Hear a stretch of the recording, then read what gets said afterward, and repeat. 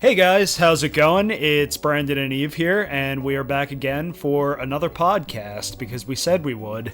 So, yeah, we got a bunch of stuff to go over today, so bear with us because we're gonna drone a lot. Okay. No, not really. We Get never a little bit drone. more energy in there, my guy. Yeah. We're talking Sorry. about cool stuff today. Yeah, we are talking about cool stuff. See, it's like it was like improv irony what I was just throwing at you guys right there. So anyway, so the big topics are E3 and TooManyGames, but not in that order because we're going to talk about TooManyGames first. So, Eve, I will let you take off from here. All right. So, TooManyGames is a annual convention with mini cons throughout the year. It's in Oaks, PA, which is outside of Philly.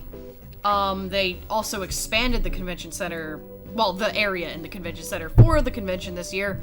So there was a lot more stuff to do.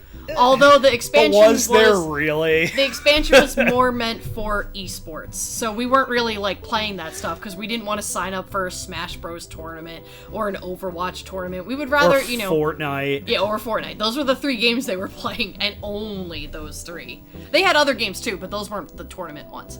Yeah, exactly. So, it's funny, they spent a lot, well, I mean, I would say they spent a fair amount of time online talking about how they expanded the convention, and then when it's actually, when we got there, it was just kind of esports. So, when we thought the convention was expanding, we kind of thought that there'd be more dealers and more artists and stuff, but what they actually ended up doing was just kind of creating a new space for esports, because the esports stuff used to share the arcade area, but now because of that, all they really did was move it, because the arcade area just seemed like it was sparsely. No, you're wrong. I know they brought more. Oh, here we go. Eve's saying I'm wrong. What else is new? Yeah, I know they brought more because they brought all those classic computers, and that does count in the arcade. Okay, Brandon. so that counts in the arcade and everything, but there was a lot of stuff that they didn't bring this time around. Like what? Taiko Games. They don't always bring that though. It depends on there's a person that they get to bring the games.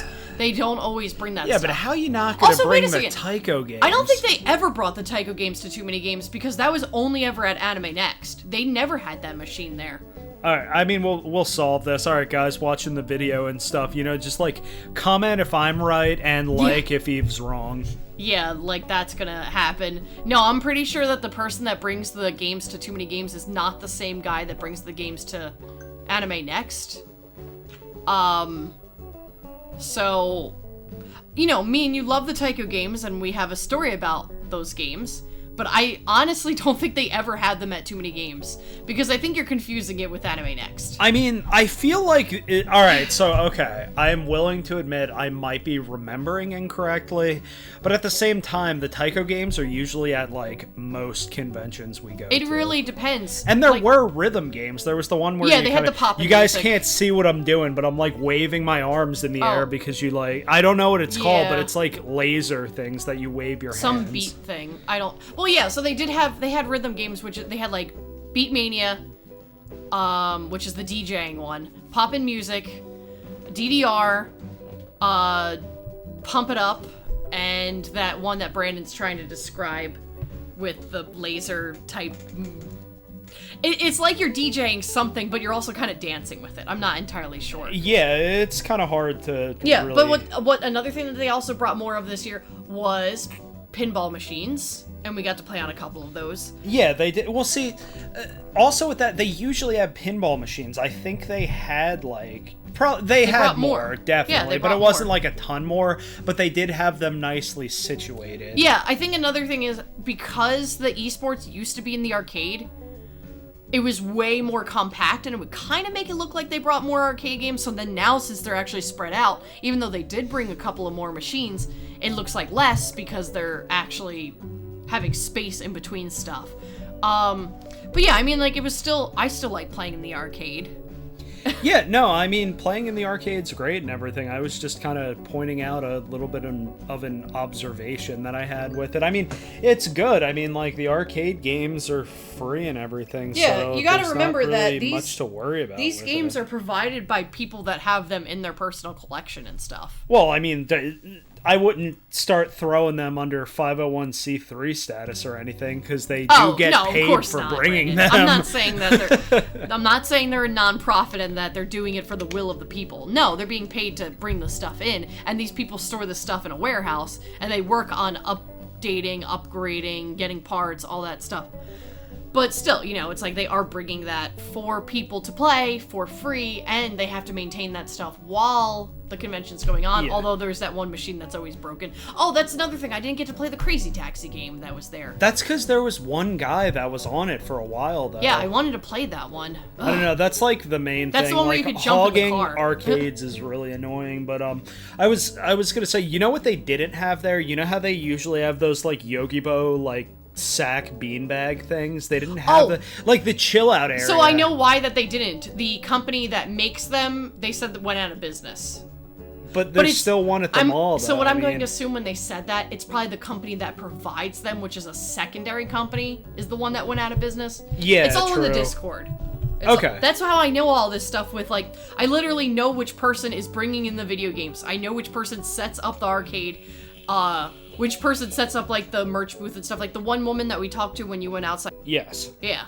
So, everyone's, on that Discord channel, talking about stuff.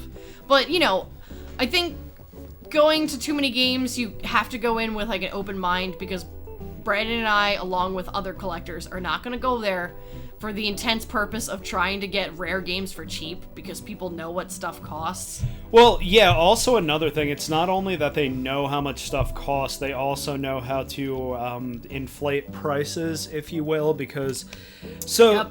The main problem I have, it's yes, I understand it's a convention and everything, but we were seeing stuff that was $50, $60, sometimes $100 more than what it actually costs.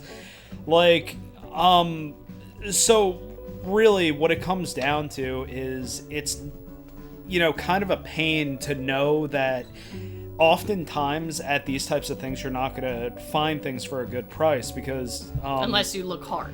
Yeah, exactly. But also, it's sometimes you could tell someone's been holding on to something for a very long time, and when they got it originally, it probably wasn't that expensive. And now all of a sudden, thanks to a lot of collectors groups and things like that, you have people artificially increasing prices to ridiculous amounts. I mean, I'm not going to call anything out specifically, but $400 for a PlayStation 2 game that was $200 just a year ago is a little bit too much. I know, but you do have to remember that it's trending at $350 right now. So it'd be feasible that the dealers are going to try and sell it for $400. And you want to know why they're doing that? Because they don't actually want to sell the game. They don't want to lose that. They would actually rather hold on to it when they know that the price is going to go up to $500 at some point. Yeah. And $400 for a game, that's nothing for some of these NES games, which people end up buying, which is insane to me. Yeah, I do agree, but at the same time, like we discussed before, not many people were buying high-ticket items or anything like that. I mean, we were paying some attention to, what people were buying and what they were going for, and generally speaking, it wasn't anything, specifically really high dollar. I'd say maybe, a lot of it was kind of special edition stuff from the last maybe 5 years or so. I saw a lot of people buying stuff from limited run games, but that's just because, for instance, they had Salt and Sanctuary, which regularly goes on eBay for $50 to $100 for the limited run standard edition. And it was $25 there. And it's normally that on their website, but it's sold out, and you would have had to pay shipping. Yeah, so when limited run comes to a convention, they're literally just selling whatever remaining copies they have. So that's another thing I saw in the Discord. There was a couple of guys complaining that early on in the convention, some of the vendors were going to limited run, buying up everything for a specific game, and then later reselling it at their own stand, which they are in their rights to do. It's scummy and it's annoying, but they could do that.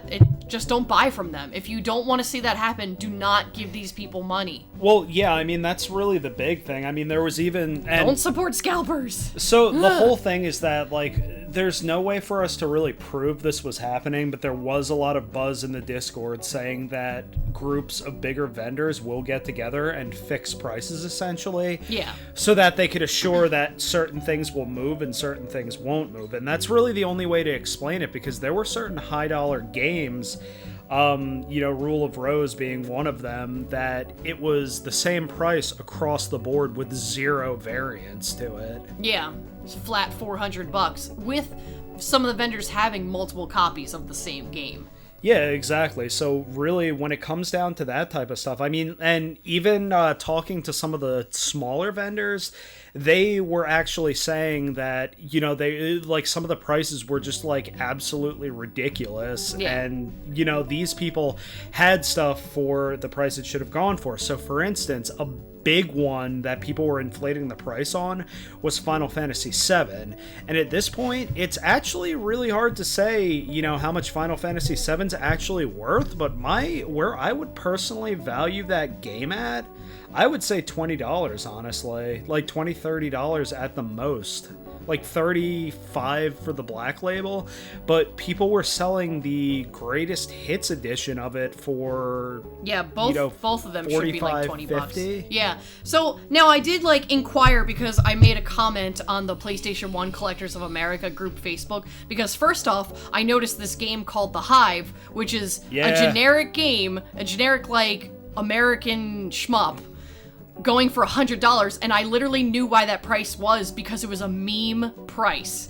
People were literally making a joke on eBay, setting up ridiculous prices, and they would put rare, super hard to find in the title, and it's because of that collectors group and a couple of guys on there that were doing it as a joke. But then, because vendors are seeing people listing it at that, and there might be one crazy person that bought it at that, now they're like, oh, this $30 game is now worth $100. But yeah, so then, a couple of the guys, I posted on that same thread saying, hey, we saw Final Fantasy VII for $60. It was the greatest hits version. That seems kind of weird. And then some of them were saying, oh, well, it could have been one of the variant misprint No, it covers. definitely was not. But, in fact, some of them had printed covers, and they were still selling them for $55. I know that, I would know that they wouldn't be the variant one, because if you're going to have a good business practice, you might want to list that the thing is a variant edition, which would explain the pricing. So apparently the greatest hits with 2 Sephiroths on the inner covers does go for $60, which we were seeing at some of them for greatest hits. So if that was the case, they were doing a terrible job of advertising what game that they had. Yeah, in fact, I'm actually looking it up right now to kind of confirm this, because in all honesty, if I remember correctly... There's multiple print errors on Final Fantasy VII. It's kind of funny, actually. Yeah, exactly. Another one is on the original Black Label. On the back cover, I believe... I'd have to... Let me see what that normally would say. Oh, yeah, it's it's funny. The word masterpiece, the I is in the wrong spot. We could probably put a... No, just look. We could put up a picture. It's actually kind of a very common... See, because I can't even find the word masterpiece in here, so... It's right there. So, once again, we will put this on the, okay. We'll put it on the screen, and I'll put a little red circle, and I'll also put up the Sephiroth variant so people understand what it is. But what's funny is that's actually a very common variant. So it's not really even worth much more than the regular edition. That's actually funny, because I can't even really find anything online about a variant cover for the original Final Fantasy VII. I could only assume it's a greatest hits one. No, that's one of the only ones for the Black Label. The greatest hits ones apparently were rushed into production. That's why they had a lot of issues. Gotcha. Yeah, so we'll okay, I know covers. what you're talking about, because that cover's supposed to have Cloud and Sephiroth. No. It's the inner cover of the actual disc. So you have to... you would have to disc itself. So say you bought a sealed greatest hits, you would have no idea if it's messed up on the inside. Gotcha. Yeah, and then I could give you one other example of a variant. It's so you know how it has the 2 discs? Yeah. One side says greatest hits, and then the other side is still Black Label. So that's to give you an example of how much they messed up on this. Yeah. thing. Okay. So but they never pulled those copies, so that's why they're not really People put value into these things. There should be no difference. The game inside is not any different.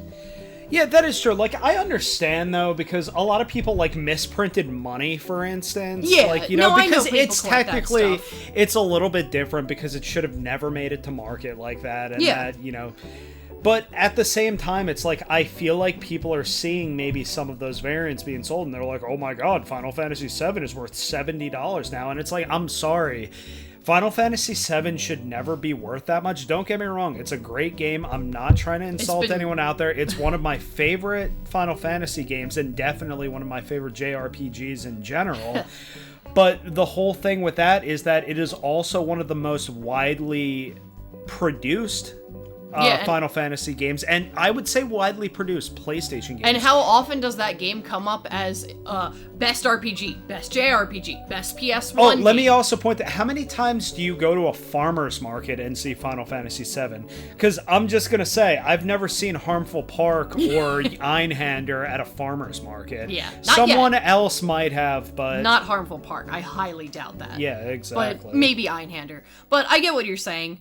Yeah, well, another thing that's funny is just recently they stopped doing this, but Square Enix used to still sell the greatest hits. They sealed. probably ran out because they ran out. Probably That's the ran whole out point. because people like putting those in loot boxes and sealed, sealed mystery PS1 JRPG, and it's like, you know what it's going to be. It's either going to be Final Fantasy VII, Final Fantasy VIII, Chronicles, Final Fantasy Chronicles, or Anthology, the Anthology collection, or will it be the double pack that's got Chrono Trigger and some other Final Fantasy game? I can't remember. Yeah, it's something like that. No, that was the Chronicles one. Okay. That's the funny thing with Final Fantasy quote-unquote Chronicles is that both of the games aren't even Final Fantasy games. Yeah. But, I mean, it's all good and product. everything, but see, the whole thing is, like, it is becoming very, very apparent that the gaming, like, the secondhand gaming market and retro gaming is starting to become a little bit ridiculous when it comes to this stuff, because don't get me wrong, there are some really cool vendors out there that are doing stuff the right way. You know, they're selling things at the right prices, they're not gouging, and you know what, they're still making money from it. Because you know, another thing I would like to point out, and this really is kind of pointing to any vendor that price gouges hardcore, we know that you got half of your games from Goodwills and other places like that. And trade-ins, too. And trade-ins, too. And the reason we know that is because when it comes to finding most of our stuff for the collection to complete GameCube, that is, you know, that's where we find stuff. You know, bringing it back to the original purpose of the channel and everything was to chronicle the collecting and everything. But the whole thing is that people... You know, if they knew a lot of your tricks and everything, because there are still people out there that don't know that Goodwill regularly gets in decent video games. I mean... You just have to be there at the right time. That's all. Yeah, exactly. And that's just thrift stores in general. Yeah. I couldn't tell you how many times I go to a thrift store or, like, even a shop where people just don't care. Like, for instance, when we went to that one shop in Newcastle that's not there anymore... that the girl was working there and you were trying to buy a copy of Fallout. It was Fallout 3 or New Vegas, I think. And that was when that was a fairly new game, and Eve was buying some PS2 games, and the girl's like, well, it doesn't say anything about PS3 games, but I don't know the difference between PS2 and PS3, so I'm just going to charge you $3 each or whatever it was. Yeah, that store's no longer there. I really wanted that Yu-Gi-Oh machine they had. That would have been nice. He never did like a liquidation sale. No, it just kind of disappeared one day. It's probably, that stuff's probably in a warehouse. But yeah, like, we know the tricks of the trade. We don't have a brick and mortar store, but I've been selling games for a really long time now. Yeah, I've even gotten into it a little bit. I mean, close to actually, no wait. Yeah, like over 10 years now, actually. I've been selling stuff on Amazon and eBay. Wow, that's been a long time. Ugh, I'm old. Yeah, you are. I'm still young at heart, though. But and like, but we've been doing this for a while. It's annoying because people will be like, "Oh, you're just getting into collecting," which isn't even true. We've been doing this for a while. Yeah, it's not like we've been doing it since January or anything. Yeah, but people will be like, "Oh, well, you know, we've been doing this since like Atari was out," and it's like, okay, slow your roll. That means you've just been tricking people for this long. And then, you know, what always gets to me is these vendors will say, oh yeah, you know, screw GameStop and their policies, we're way better. Buy local. Support your local video game store. And it's like, you guys are getting to that same point where you're just trying to screw over your customer and then nobody wants to buy Well, from I mean, you. honestly, and the whole thing, it's like, okay, I'll support your store as soon as you start a rewards program that makes sense. You do almost weekly sales. You do a giant sale that's a clearance sale at the end of every year, and you still give people points for that stuff. I mean, it's kind of like, so we were talking about a buddy of ours, and this is like, we were talking to a buddy of ours, and this is a little bit of a controversial opinion, so I'm not going to say who he is or anything, but we were talking to him about like, small game stores and everything, and he put it the best way, because I will say he is in the business. He does own a game store. The way he explains it is a lot of game stores go into business because people's parents give them money to do it. The stock that they start out with is 90% their own collection, but they don't want to part with their collection, so they set it up for 3 times the price that it's worth, and they just sit there with their friends playing video games and talking all day. Well, but they don't do any actual business. I bet they figure that, oh, well, if someone does get the game that I really like, I'll have enough money to just buy another copy. Yeah. And it's like, well, then that's just defeating the purpose. You're not moving anything. You're just going in a cyclical loop. Yeah, exactly. Well, what's funny is this turned into a rant about pricing of games 20 and minutes stuff. in already. Yeah. No, well, so the thing is that we love Too Many Games, and we love going and seeing what everybody brings, but And we bought a lot this year. We bought a lot, This is not to say we didn't buy things, like, because on Sunday, we probably... cleaned up. And over the weekend, we bought, like, 20 or...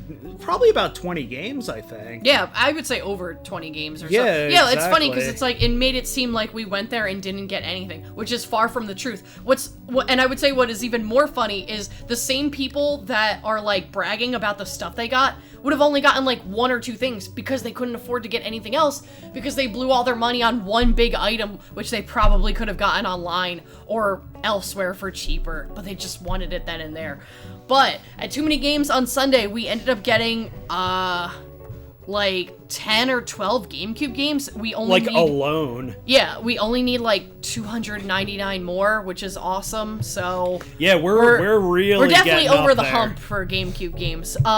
But I also picked up RPG Maker 3 for PlayStation 2. Which is awesome. And I would really like to take the time and actually make a game on there, because I've had multiple versions of that for the PC over the years, and I would just spend time literally just making sprites and adding in music and stuff and not actually coding the game.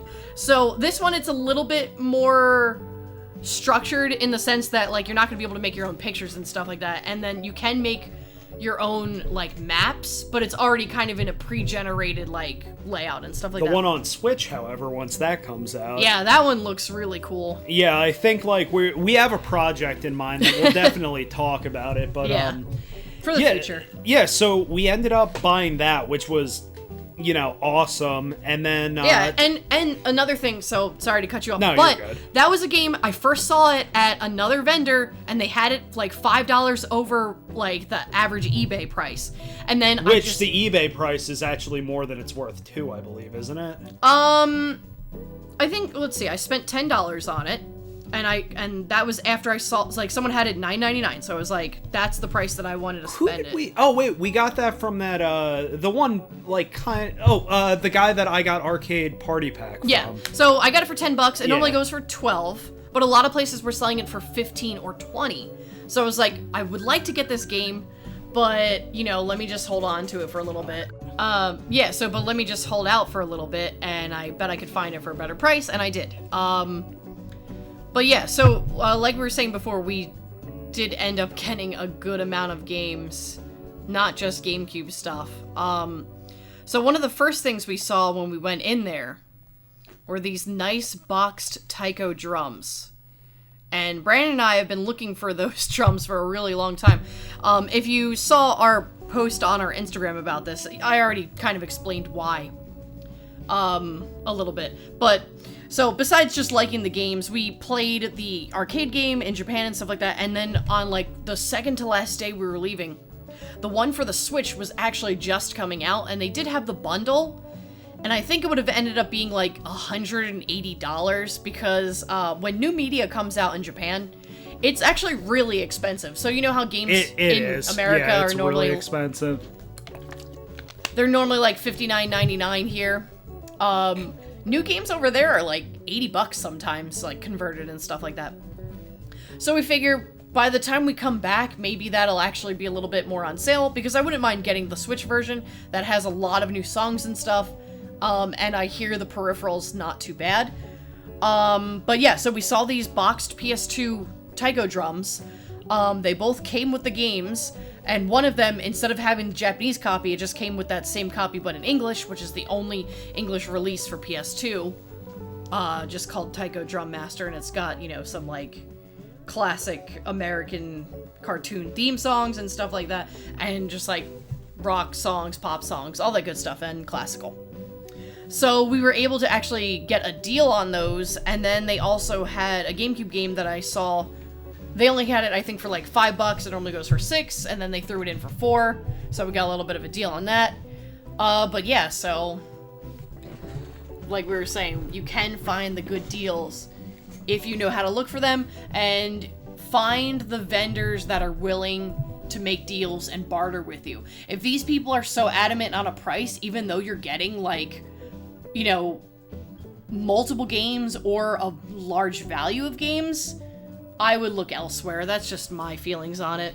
Yeah, exactly. And so really when it comes to that stuff too, is like the people that are willing to work with you on price as well are usually, you know, it's funny. I mean, this just kind of like makes sense now that you say it out loud, but it's generally a more pleasant experience as well, because I kind of noticed a lot of the people that were selling games for extremely high dollar prices were also, you know, just kind of like not really willing to talk about the price of the game at all.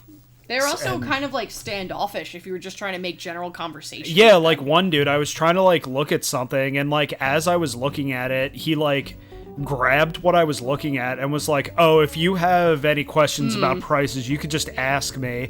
And he took the game that I was looking at and like put it like on a higher shelf and then stood directly in front of it. That happened twice, actually. Yeah, it's exactly. Kind of which is like funny but sad. Yeah, exactly. Because it's like, you know, I'm, you know, like I'm not a kid. I'm not gonna break your game. Don't worry. Like, yeah, I mean like I guess I was staring too hard at it or something. I mean, you do have to be wary of, like, people probably do swipe some games, but it's like, it's not your problem if the vendor puts the $400 games with the $5 games as well. So, I mean, that's kind of on them. Well, see, that's the whole thing that I thought was really weird, is that there were a lot of games that were like $400, like sitting in, you know, with games that were like $5. Yeah, I know, I just said that. Yeah, but I'm reiterating it because it's such a like weird occurrence. A lot of them weren't even behind glass. Yeah, it's like, I mean, if I was a different type of person, you know what that leads me to believe is that that person is just probably buying and selling. Like, they probably don't care about video games at all. They probably just look up the latest eBay prices. They're just looking to flip. Because people that at least know about gaming stuff, they know which games to put behind, like, their little glass or acrylic cases.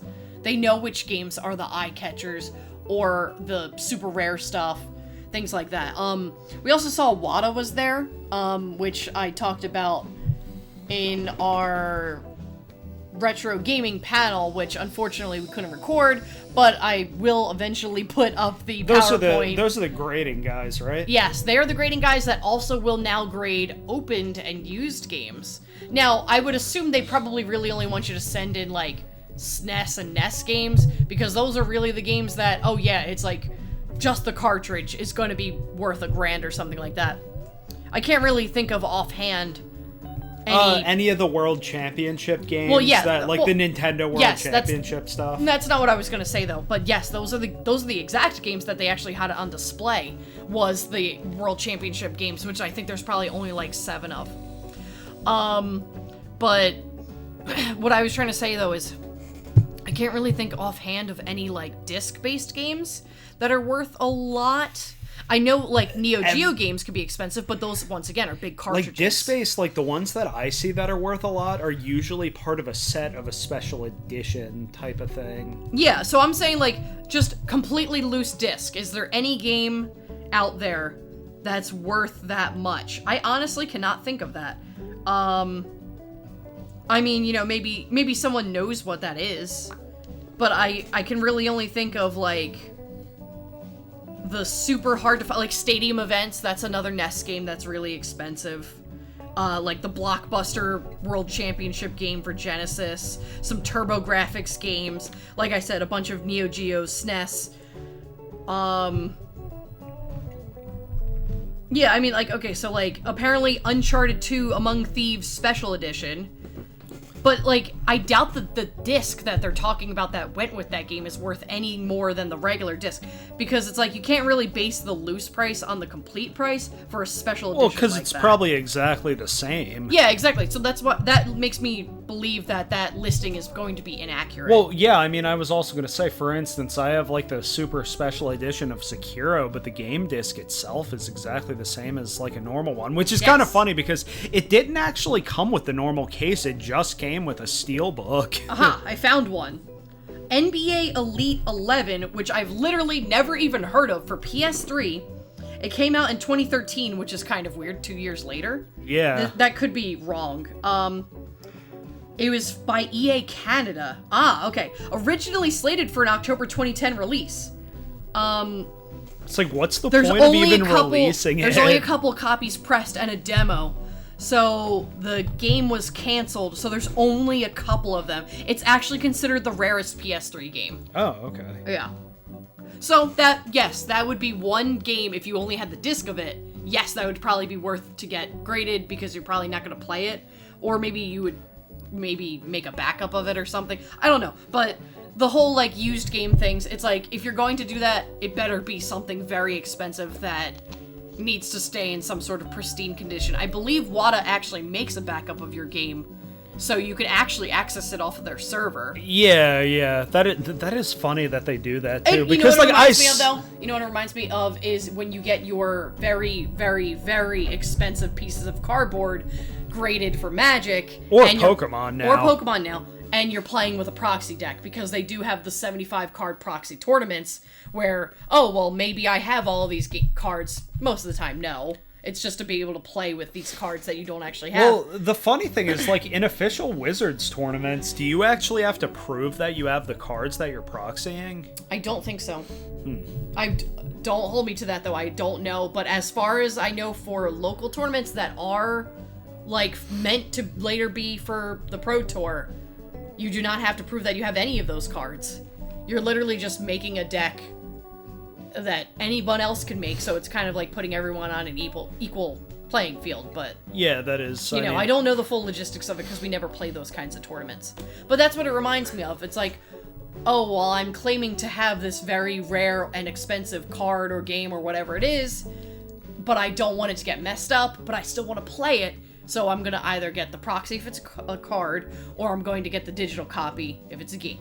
Yeah, exactly. And it's like, it's funny how things work like that sometimes, just because it's like, you know, you spend all that time trying to get that card or that game, and then you don't end up actually using it, which is understandable. Yeah. Like, in a Magic sense, just because of the fact that, like, vintage decks are like $20,000, and how hard would it really be for someone to get a running start and then just grab as much of your deck as possible? I mean, it has happened. Like, there was that one case where a guy had a shirt on that looked like a judge shirt and went up to two people about to start their match and says, "Oh, I have to take these to do a deck check. I'll be right back." Yeah. And never came back. That was two $20,000 decks he took. Yeah.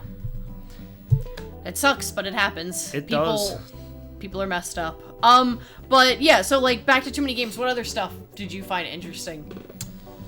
Let me see. I mean, it was kind of cool, like, just seeing, like, more than anything, it was cool seeing, like, different people selling things for different prices, and then, like, seeing the reasons for it. Just because, like, for instance, there's one really big vendor there that they take up, like, 6 tables, I want to say. And besides Video Games New York, I want to say they're probably one of the biggest vendors there.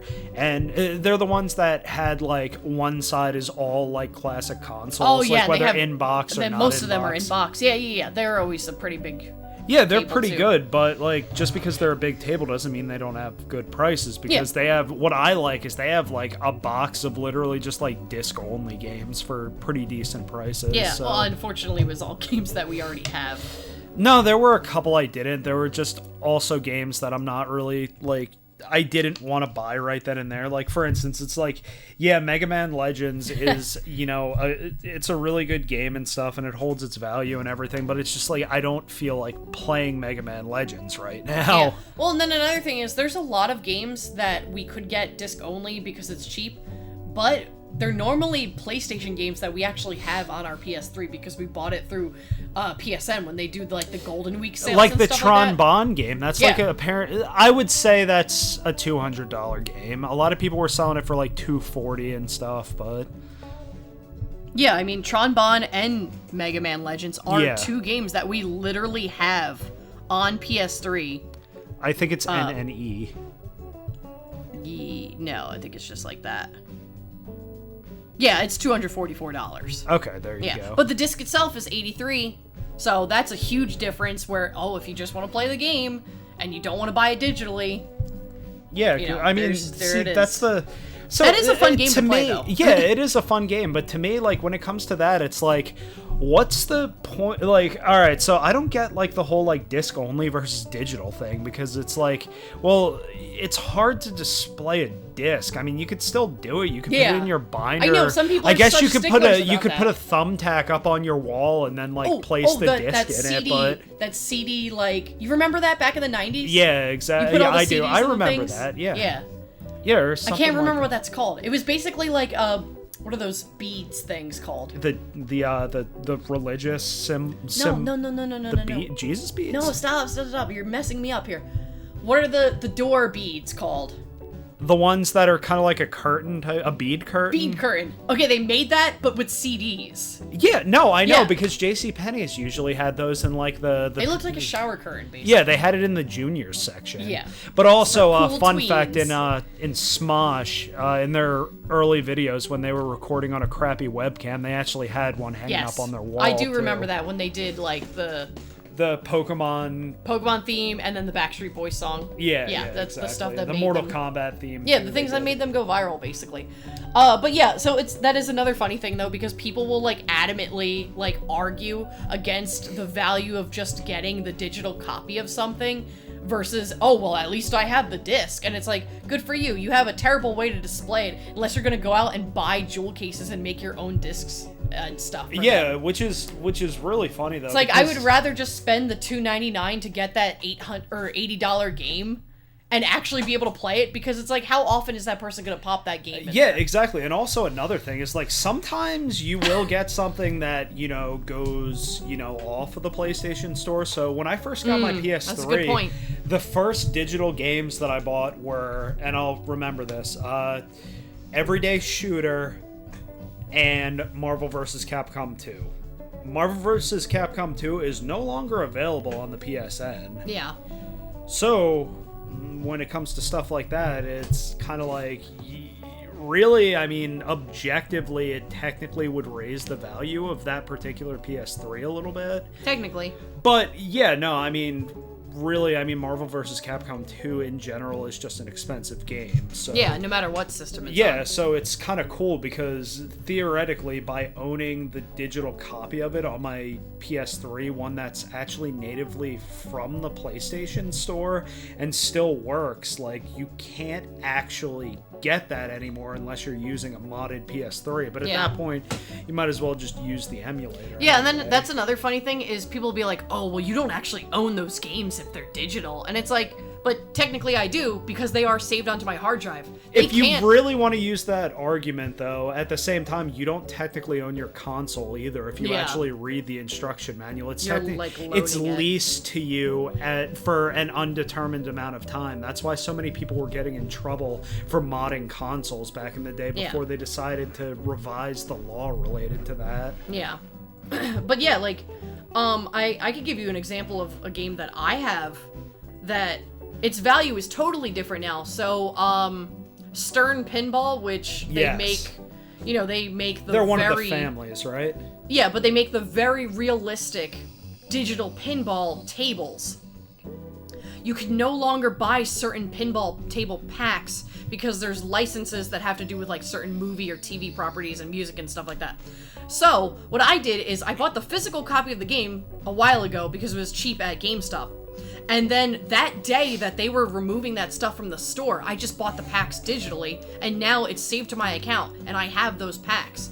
Like, they can't take them away from me, I own them. You just can't delete them. Yeah, I know, I can't delete it. But, it's on my 2 terabyte, 500 million PlayStation. That's not going anywhere anytime soon. Hopefully not. But yeah, so like, that's something where, yes, someone could still buy the physical copy or even the digital copies of the game, but there's a huge portion of it that you'll never be able to get now. But I think we should probably get back to Too Many Games. So another thing I noticed is that they went strictly, like, with YouTube guests this year. They didn't get, like, any voice actors like they did last year with, like, the Mario folks and stuff like that. I don't know why. Maybe it just was how the cards were dealt this year. It was maybe a little bit easier to get certain YouTube people. I'm not sure. I mean, I see a lot of people in the Discord saying, like, oh, it was cool this person was there or that person. I'm not really going to say who. Mostly because there's only a few people out of those people there that I knew. Yeah, I mean, James Rolfe was there. Yeah, the Angry Video Game Nerd. But it's also there because every he year. lives He's a nearby. veteran. Yeah, exactly. Yeah. So, like, he's kind of local at that point. No, there's nothing wrong with Angry Video Game Nerd. I kind of expect him to be there at this point. It's like Psycho Stick being there. And also his company, Screenwave Media, is always there, too. Yeah, they always get a table. Mm-hmm. But yeah, same thing, Psycho Stick, they always play, which is awesome. We love seeing them. And they also played a couple of songs that we don't normally hear them play live, like on their first album. Yeah. So that was pretty cool. And then Super Thrash Bros were there. It's good to, see some of the more, like, local gaming bands. Which is kind of funny because a lot of these, like, video game kind of, like, I wouldn't say parody bands. I mean, like, Psycho Stick, I'd call them, like, comedy hardcore. I don't think I'd really call them like a parody of a band or anything like that, but a lot of bands like that, like, whether it's video games, stuff like that, are surprisingly on the East Coast. Yeah, from what we've seen. Yeah. So that's kind of cool knowing that because like every other band is from like either the Midwest or California. Yes. So yeah, there's that, but besides that, all in all, it was a pretty good time. We did not win the raffle again. So annoying. Yeah, it's unfortunate. Because there was like 5 things out of like the 100 things on that table that I actually wanted to keep for myself. The rest we would have given that stuff guys away pretty much because we don't have room for it. we were saying that to our friends. It's like we want only a few things from that table. We don't even want the rest. We would just give it away. But it'd be nice to be able to win that once. Because what that means is we could have just put the raffle tickets in on other times and maybe had a chance to actually win something. It's a double-edged sword waiting for the end. It's kind of like go big or go home, really. Yeah. But yeah, anyway, so just to kind of like summarize the pickups, well, I mentioned it earlier, but I picked up Salt and Sanctuary for PS4 because like I've been thinking about downloading it and stuff, but I saw because he does have the Switch copy. Yeah, I do. I've played that game a lot. I have a character that's over level 500, and yeah, you're on, New Game Plus 5 now? Something like that. Yeah, but if you get the PlayStation version, you get trophies. Yeah, exactly. And I have like 9 characters in the game too, so I do want to start getting trophies on the PlayStation version. Yeah, and also it is multiplayer too, so and I can pop in there. Yeah, exactly. Yeah, and then we were also thinking about trying to stream some of the Taiko stuff. I'm gonna have to buy another adapter though because I only have the one that connects to the computer, since it's probably gonna be hard to try and stream just from the single PlayStation. But we'll see how that goes. We do like rhythm games in this household. Yeah, exactly. Yeah. And then besides that, I picked up Arcade Party Pack for PS1, but that was mostly for Smash TV because I want to play that with Eve because it is a lot of fun. It's basically just crazy arcade, like sort of bullet hell-ish, but in like a game show setting. Yeah, I know. It was also impossible to actually win the them. game. Oh, right. No, you could get to the end. No, in the actual arcade one, though, I think they made it... Oh, right, yeah, there's an ending for the console one, but yeah, they made it literally impossible to get to the end because there was no way to, like, beat, I think, the boss at the end. Yeah, the end boss is just the host of the game. Yeah, it made him invincible. Form. So it was like, oh, you're gonna just keep wasting your quarters, you'll never be able to beat him. Yeah, exactly. It's one of those things they don't ever expect you to get to the end boss. Yeah, well, because you could get lost really easily in the game, and that's mostly why. Yeah. But yeah, like, I added the games to the spreadsheet so you guys could see the, you know, the progress we've made. Like I said before, we only need like 299. We're basically over the hump. It's like coming down now. Mostly kids games, sports games. There's probably like 10 expensive games left. But you know, we find them every now and again, and then I'm always looking for that stuff when we go out. So. I mean, honestly, just knocking Cubivore off that list would be like probably that's like the last. I mean, we have step. Cubivore. We have the Japanese version. No, Gotcha Force would be the most expensive. Oh, is it really? Most expensive non-sports game. Yeah. It just hurts the fact that like we may have to pay more than $3 for NCAA. Yeah, I know. On principle, I just don't want to have to spend that kind of money on a game that I'm not going to really play. It's annoying. I mean, I'll give it the old college try because it is college basketball, but But I do not like regular sports games. I like arcade-style sports games. Or hockey games. Hockey's okay. Same with, like, boxing, and then, of course, racing, but I consider that separate than regular sports games. But I just don't like regular sports games like that because I find them to be very boring. Well, and then another game that's going to be expensive is the Legend of Zelda Metroid 2-pack, which is annoying because you're literally just paying for the cover because the games inside are the same exact version. The booklets are the exact same. They literally just stuffed 2 in there. And then another expensive thing is the Pokemon box, which I did pick up in Japan for 300 yen.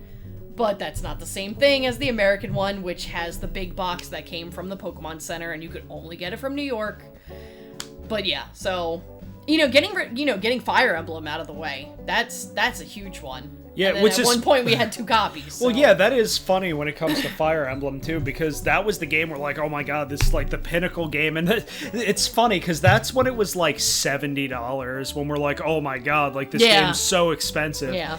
And then we find one copy, a week later we find another copy, and then it's just like, well, here it is. And now that was a game that I was actually willing to spend a little bit more on because it's a game I actually like and I want to play because I really like Fire Emblem. But we'll find the games eventually. All right. So anyway, right before we wrap up and everything, so we spent a pretty decent amount of time like this talking ended up about just being ranty. Yeah, it was kind of ranty. We were talking about what was grinding our gears a little bit and everything. Yeah. But that being said, don't let any of that discourage you from enjoying these types of things because in general, despite some of the issues with that you might experience, TooManyGames is still what I would call the best dedicated video game convention, I would say, on the East Coast, in all honesty. We haven't been to Long Island Retro, but maybe, next year or something. It happened to actually be the same weekend this year. It was. Well, that's because TooManyGames happened It was earlier earlier. This year. Yeah, Long Island Retro, I think, used to be in August. So I think theirs was also early, too. I feel like me and you would probably like that because, 1, you're from Long Island, and 2, it's more focused on the retro stuff, so... Yeah, exactly. So maybe they'll have more when deals. It comes to that type of stuff, it's like, and also the vendors area, despite being so large, is still just part of it because there's also, the indie development area where people are bringing their games. For instance, this one guy working on a game called Iron Krieger Yamato, which is a game we played, it was probably in its alpha stages 3 years ago when we first played it, and then coming back this year and seeing it again because he wasn't there last year. No. But this year, he's made so many improvements. There's a lot of graphical updates, and you could tell it's just about ready for market. So seeing that's really cool.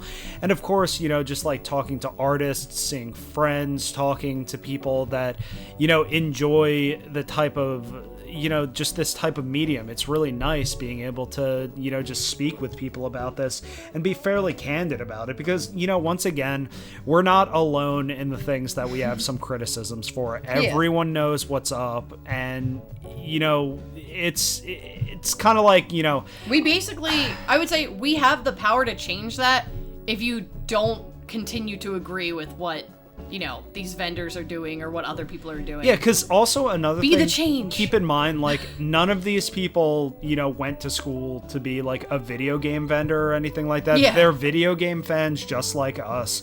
So, really, when it comes down to it, if you are a very big video game fan and you follow the hobby very closely, you will know just as much as any of these vendors. So, when it comes down to that, don't let anyone try to trick you into thinking, that they know more than you. Because when it comes to video games, it's a very open thing. Everyone's part of the same groups. So, that's pretty much just what it comes down to, is that, everyone's on an equal playing field. You just have to be careful. That's all. But besides that, everything's a lot of fun. And yeah, go to TooManyGames. Just go have fun. Because you'll probably see us walking around, and maybe you'll see me walking around as the Doom Revenant in the Doot version. Yeah, I'll post a picture on the video. You guys will get to see that. But Oh, wait. That reminds me. I got my very first negative comment about cosplay to my face. Now, I'm sure people have probably made fun of me behind my back. Not that I would know. And then maybe even online. Don't really care. But the first time ever getting that said stuff to my face, I just didn't even know how to react. And then, of course, your mind does this thing where later on you're like, oh, I should have done this, this, and this. It's the stairs principle. Mostly because it would have just been funny to just mess with the guy back because I know he wouldn't have expected it. But I was wearing my full Arizona cherry blossom tracksuit with my Reaper mask and guns that, they're the Nerf ones, but I, got some nice cherry blossom stickers. They're like 3D, and I put them on the side of it and on the face mask, because I was basically just going as Cherry Death Blossom Reaper. It's like basically, a meme.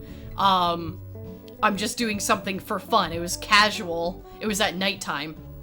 And this guy comes up and says, oh, don't you think that's a little lazy? And I should have done the same thing back to him in the, the SpongeBob font, basically. You gotta explain why it would have been funny that you were doing that. Oh, so Brandon got this enamel pin of the chicken SpongeBob, and he let me wear it on my tracksuit, so it would be funny because it was right there. Yeah, exactly, because when it was like... So the first thing, he didn't even say anything. Like, he prefaced it with nothing. He's like, oh, Reaper, don't you have like the cloak? Isn't that being a little bit lazy? And Eve totally should have came back with, oh, aren't you being a little bit lazy? Yeah, because it's like, one, this guy's not in costume or anything. He was barely dressed. He had like a stained tank top and like... Yeah, so at first I thought, oh, maybe he thinks I'm wearing pajamas or something. And I was like, this is just a tracksuit. It's not pajamas. And then he doubles down on it. Said, oh, don't you think that's lazy? Ugh. It's just one of those things where it's like, it doesn't really bother me. It's more that I was literally taken aback because I've never had that happen to me. And I just want to just joke with these people back because I know they wouldn't be able to handle it or expect it. You need the quick wit like me. I have quick wit. I was just so taken aback. I didn't think anyone would ever say something like that to my face. It's the stairs principle. Yeah. So basically, as soon as someone says something, they say it as you're going up the stairs. Then when you get to the top, you turn around to say something and they're gone. Yes, yeah, exactly. Yes, exactly. So true. But it's not like that made my experience any worse or anything. It literally just gave me a funny story to tell you guys. Yeah, exactly. So it was funny. Honestly, like, I kind of wish, like, I would have thought of it too, but it wasn't being said to me. But either way, I mean, it's whatever. It happens. Exactly. Anyway, that kind of puts TooManyGames 2019 in the record books. It was an awesome event. Speaking of events, because we never get a break on anything, we are doing Warped Tour this weekend, and this is going to be a nice, fun event because it is the last, well, quote-unquote last. They said last year was the last time they're doing Warped Tour. Well, last year was the last nationwide national touring tour. one. Yeah. Yes. So this year, it's like only in 3 places. Yeah, so they already had they had one at the Rock and Roll History Museum, which we know is in Cleveland, Ohio, which we didn't get to go to because when we went there, it was raining really hard and half of the museum was under renovation, so we figured we should just save our money and go another time. And then the other 2 stops are Atlantic City, New Jersey for the East Coast. And like somewhere in California. And somewhere in California, I can't remember what it is, maybe LA or something like that. But those are the only 2 stops. Each of the actual big days, which are California and New Jersey, are 2-day events. The rock and roll one was just one single night. But yeah, it's kind of awesome that we're actually like really close by now. Because normally we would go to the one in Camden, and then before I moved, and then Brandon moved with me, we would both go to that one, and that's like, you know, not too far from where I used to live and where Brandon used to live. But, you know, a lot of people, they're literally like flying into this. Even like people in the Midwest, they'll be like, oh yeah, I'm either going to Atlantic City or to California, or both. Some people can afford it. We were lucky enough for me to get the sold out VIP within 4 minutes of it completely selling out. I was able to get it. Yeah, which so that's gonna be really awesome. So it's funny, we've been going to shows for a long time. Like when I hit like my junior year in high school and was able to drive, that's when I really started going. So I would probably be going to a show like every other weekend, whether it was at this little place called the Grange in, you know, Wilmington, which is only like 10 minutes away from Newcastle where I live, or whether it was the Electric Factory or you know, the different things. What was it's the BB&T Pavilion now, but it was well, back in the day it was the Tweeter Center. I know, but what was it? But after that it was Susquehanna for a very Susquehanna, long time. that was it. Okay. So yeah, it was the Susquehanna, and I would be going to like Mayhem Festival and stuff. And then like a few times I went to like Ram's Head for like Between the Buried and Me and Mastodon. That was a really cool show. But yeah, so me and Eve are clearly getting a little bit older now and everything. So the VIP pass is nice because it gives you a nice little hideaway so that you could go and get drinks and hang out with bands and stuff. And basically just, you know, kind of chill out. So yeah, I mean, we figured it's a very, you know, special event. Why not try and get like basically the best possible, you know, like version of it. And then, you know, when the tickets went on sale, it was in what, February, before bands were even announced. It was, and that's when we were like, all right, come on, like it's the last time we know it's going to be good, and you got to consider and like we already knew that it was going to be in Atlantic City, and we were already moved down here, so we're like, best of both worlds. 15-minute drive. Yeah, 15-minute drive. You know, it's gonna, you know, parking's probably gonna be a bit of a pain, but yeah. I mean, honestly, you can park in the casino. Well, I was thinking, do you think it would be a better idea just to Uber that way? We could probably do that, but Ubering back is gonna be expensive. Yeah, maybe we'll pay Bob to take us or something. Anyway. Yeah. So that's neither here nor there or anything. So there's going to be a ton of bands, like for instance, like The Offspring, like, so a bunch of, you know, older like bands, classic Warp, like classic, like new punk generation bands Warp. and stuff. It's like, you know, it's a mix of everything. Yeah, exactly. So like, and also like bands that are like kind of in the middle. So like Taking Back Sunday. Yeah. Stuff like that. There's too much to list out because used. Yeah, like, exactly. So many bands. So the excitement is definitely mounting. We'll try to cover some of it. But yeah, besides that, yeah, after Warped Tour, we'll definitely take a few minutes to talk about that. And, yeah, you know, how especially fun the event is. Because some of my favorite music comes from Crazy Taxi and the 2 bands that did the soundtrack for the PS2 era games. Yeah, Anti-Flag and Black Flag and yeah, Black Flag. I always get them mixed up. Black Flag and The Offspring, which are both going to be there. So, you know, we're hoping to be able to like meet them and talk to them about that stuff. And possibly produce a new giveaway item. Yeah, I wonder if they like remember that their songs are in there. But like literally the most iconic thing from Crazy Taxi is the beginning to Offspring's song All I Want, which is yeah. Exactly. So, you know, that's literally like a huge thing for me growing up. Like that song like defined that moment of gaming for me. And to be able to like actually meet them and talk to them about it, because I think the Offspring have been at Warped Tour before. Oh yeah, they were. I think we've seen them a couple of times. I can't really remember because Warped kind of blurs after a little bit because it's hard to remember from year to year unless there's like, you know, some specific band or moment that stands out. I remember my first year at Warped Tour, and I remember the most recent year at Warped Tour. Yeah, but you know, it'd be really awesome if we could actually meet them and like talk to them about that stuff. Yeah, plus and other bands too, because you know we're gonna hopefully try and like get more you know, Dolphin Quest fans to be able to tune in and stuff. Music and gaming go great together, so yeah, they really do. So yeah, that's we're gonna report on that after you know, this weekend and everything, and you guys are gonna be entertained by it. And we said we were gonna talk about E3, but we decided to just put that into its old separate thing because we're probably gonna go crazy long on that one. Yeah, there is a lot to talk about. We're already at an hour, so if you guys are still here, thanks for listening. You guys are awesome. It's the reason why we do this. We hope it's entertaining. I mean, some people have told us it is, and then like, we appreciate I'm sure it. There's a silent minority that's like, why are they even doing this? Yeah, but that means they're still clicking on it and looking into what we're doing. Yeah, true. So maybe, you know, as long as we keep it relevant, I think we'll be good. But anyway, you ready to sign off? I think so. I'm getting pretty tired. Yeah. Okay, guys. This is Brendan and Eve from Dolphin Quest, reminding you to stay cool. And don't flip out. And we will see you after Warped Tour. Oh, yeah.